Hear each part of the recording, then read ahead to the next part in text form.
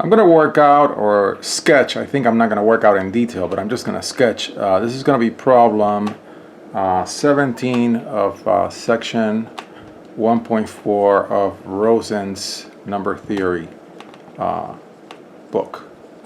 I felt pretty happy when I was able to solve this problem. Of course, it's a Fibonacci series problem. And of course, a Fibonacci series is recursively laid out by adding the previous two numbers, right? So you have 1, then you have 1, because of course you assume the before the series it's really a 0, like your f sub 0. So this is really f1, f2, and then f3 is the sum of those two numbers, which is 2, and then f4 is the sum of these two numbers, which is 3, f5 is 5, f6 is 8, and so on, right? It's incredible that this series has been around, at least by name, from the 1200s, and I'm sure somebody knew it well before Fibonacci ever put it on paper. I'm fascinated by this series. I have been for years. So in the case of this problem, you're supposed to show, I'm not sure that I want to use the word proof because I suck at proofs, that this equation is true.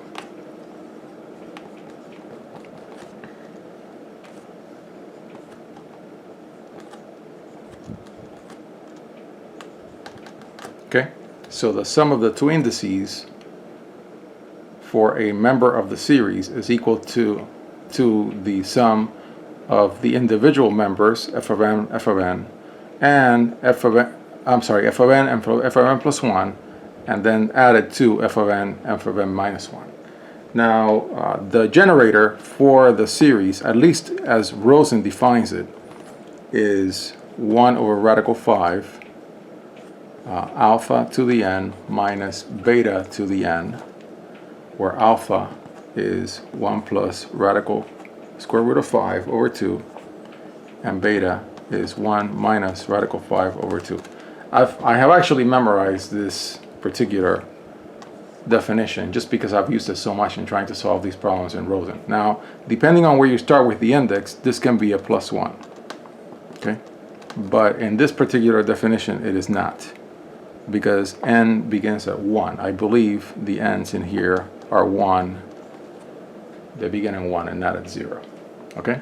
So that's your series definition. So I'm going to set up the product. The equations get pretty harried, and I'm really only setting up the problem and giving you sort of like what you're going to get as a solution. I'm not going to go step by step, but I'll show how I laid it out. So then when you expand,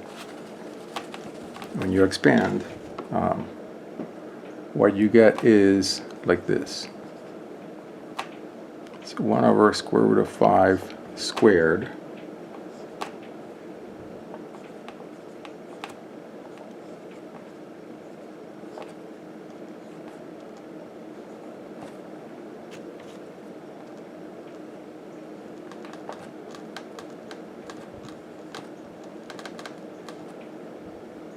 plus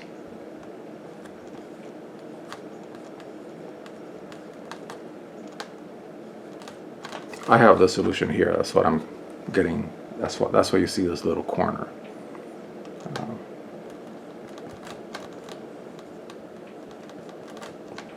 Okay, so that's sort of the, once you plug them all in, then you write out all the products, and after you try to isolate these, multiply all these factors, okay, you multiply them all out, what you get is,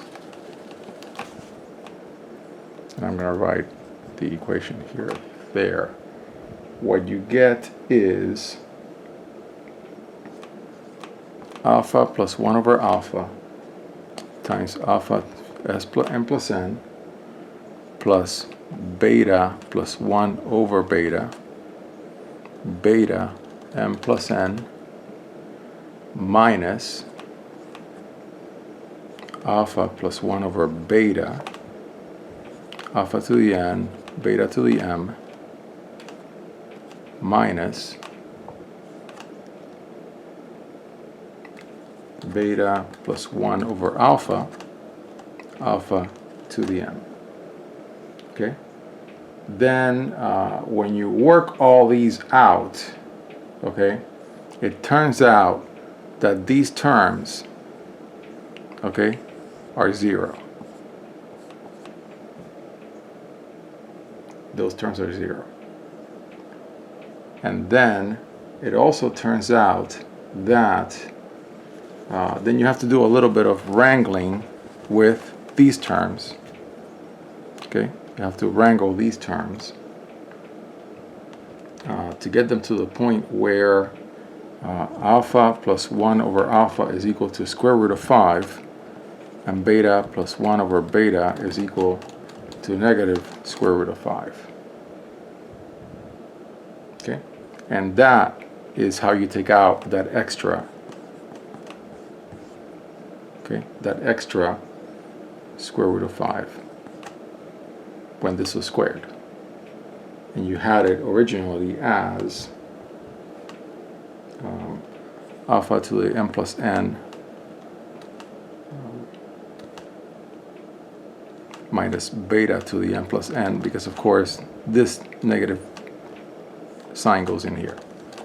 Okay, and so then what you do from there is you clean this up, and sure enough, this is that.